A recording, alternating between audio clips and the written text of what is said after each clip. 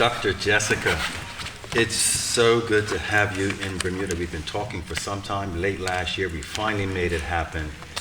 Saturday, March the 30th evening, we've just finished an evening with Dr. Jessica Gordon-Nembhard. I'm William Spriggs, Director of Economic and Corporate Development for the Bermuda Economic Development Corporation, and I'm joined by Erika Smith, Executive Director. Erika? Yes. What do you think about this evening? I think it was a fantastic evening.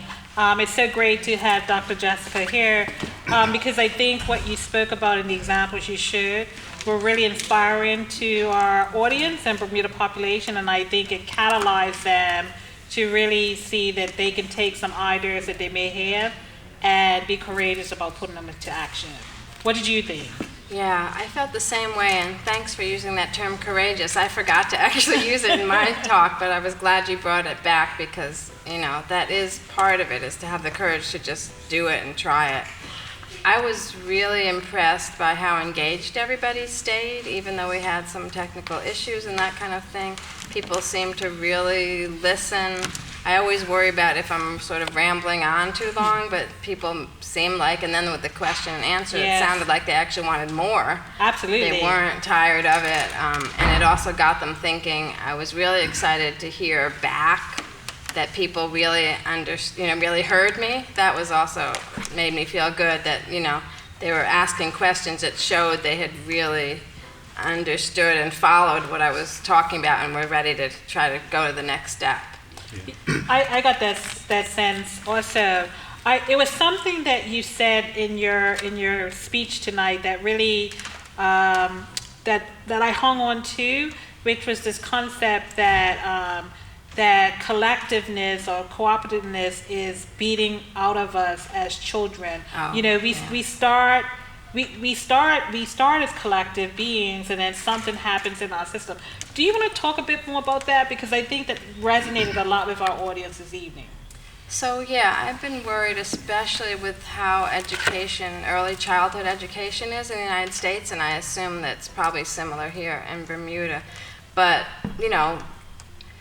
before they get to even learn how to read and write, they're supposed to be socialized into this strategy of you only talk when asked, you regurgitate what the teacher says, sit with your hands to yourself, you can't touch anybody, you can't confer with anybody.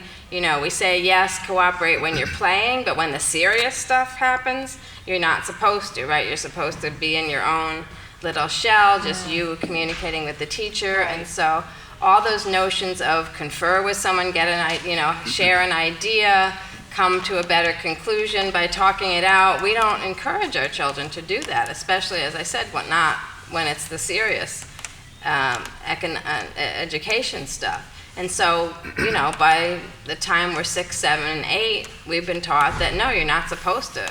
Two heads are not better than one. You're just supposed to stick to your lane, right? You're not supposed to veer away. You're not supposed to have any wild ideas, right? You're supposed to stick to the script. And all those things are totally anti-cooperation. Yeah, I think, Erika, that was just one part of what was really an engaging and insightful presentation, so thank you again. I always just like the metaphor of this beautiful trunk of a tree with so many branches, and a few of those branches, were your stories and your actual bits of research, like the Puerto Rican incarceration model, right. And then the food from the hood.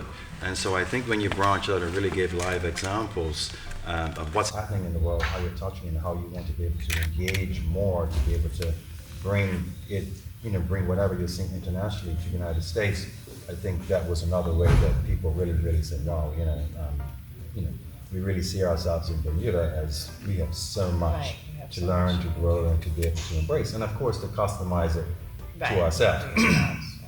I think yesterday, because you came in yesterday afternoon, we had you in a whirlwind tour, so at 5 o'clock we were meeting with executive from our corrections institution. I thought we had a great chat, a great, lively back and forth dialogue for an hour. So what did you take from that? So one, I was really impressed that both of the corrections representatives were really interested in the what we could do to really help the incarcerated people to develop themselves. You don't always see that. You know, they kept sort of nodding when I said we could do this, not as opposed to saying, oh, they don't deserve it or this or that. And then they also seemed to feel that some of the stuff they were doing was already on the road to some of the stuff I was talking about. So they're talking about some of the vocational ed that they do, some of the ag programs, even the art program where they were saying they actually already have times when they sell the inmates art and give the money back, most of the money back to the inmates. And so it seemed like they were amenable to thinking about how to even expand what they already thought they were doing and doing well, to even be more supportive and humane and connecting to creating more rounded human beings, even though they're in prison. Sure. And so I felt excited that we probably had some possibilities of things we could do with them, and I was excited that the corrections system here doesn't seem to be quite as hellish.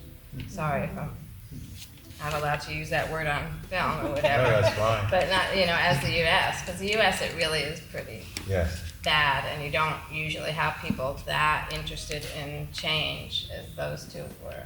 Fantastic. So- And then we just took a quick hour break, and we were right into our dinner last We night. were, yeah. Yeah. So thank you so much for coming, Eureka. Absolutely. And, absolutely. We were joined by the lodges, two representatives from our local lodges and friendly societies, as well as representatives from our African Diaspora Heritage Trail. Yeah, it was a wonderful dinner. I learned a lot actually about what's happening in Bermuda, and also it connected really well to what I also hoped was a message tonight about that Bermudans, Black Bermudans already do a lot of this stuff, but informally or without thinking of it as being about cooperative economics.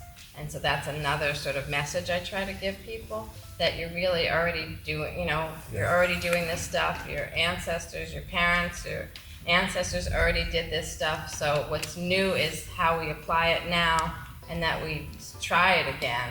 But it's not new that we have to invent it. Yeah. We just need to tap into it. And I think the dinner last night made it much easier for me to talk to the audience today about tapping into what legacies I already have, because I had some sense of what was already going on. Yes, that's right. Eureka, we've been talking about lodges and friendly societies in regards to helping them to be able to upgrade and regenerate their assets and increase their membership. They had a fairly significant representation tonight. Yeah, I was And actually. what do you think about how we're impacting them and really kind of helping them take next steps? Yeah, I think it was great to see the numbers that were here tonight, and actually the benefit of having the dinner last night with some of the representatives, because I think the opportunity for them to see the assets that they have, and the possibilities by utilizing this model in order to grow their membership, in order to grow their assets, in order to expand their reach. So I was quite excited, and I also felt with having Dr. Jessica here, it was an opportunity for them to have some acknowledgement of what they've done in the past, right? And to have that done kind of publicly, to say they were some really great forefathers. So now what can we do? So it's really exciting. I know people want to see change done fast. We're human beings and we're impatient, right? But BEDC, we're very committed to really helping our population understand the principles of a cooperative movement. And so we're gonna get there, right? We're gonna get some really, really great cooperatives, but we have to give people the knowledge and the education to be empowered to act cooperatively. Right. Absolutely. And we talked about Gordon-Nembhard, and it took 13 years for the first Right. cooperative Takes and whatnot. time, It right. does.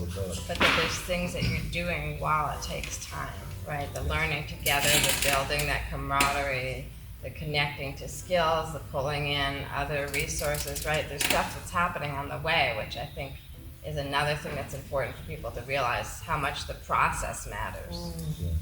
I'll give Eureka the last word, but you walked away with some great gifts, from us, and certainly from one of our Thank you so local much. amazing authors, Dale Butler. So you got the whole package from him. And BEDC's gift to you, amongst everything else, is certainly something that will hopefully last forever with you and live on for your children and your grandchildren.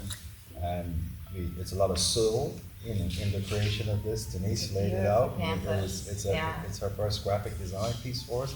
But we've seen her skills kind of personally as well. And certainly the two features that we, the interviews that we did with Nadia and whatnot. So we like to think that we gave you a Bermuda stamp and gave you a piece of our, Made me a logo. Yes, we tried. And that's all a part of our brand. Although we are a brand new cooperative ecosystem, one formal Bermuda Credit Union co-op.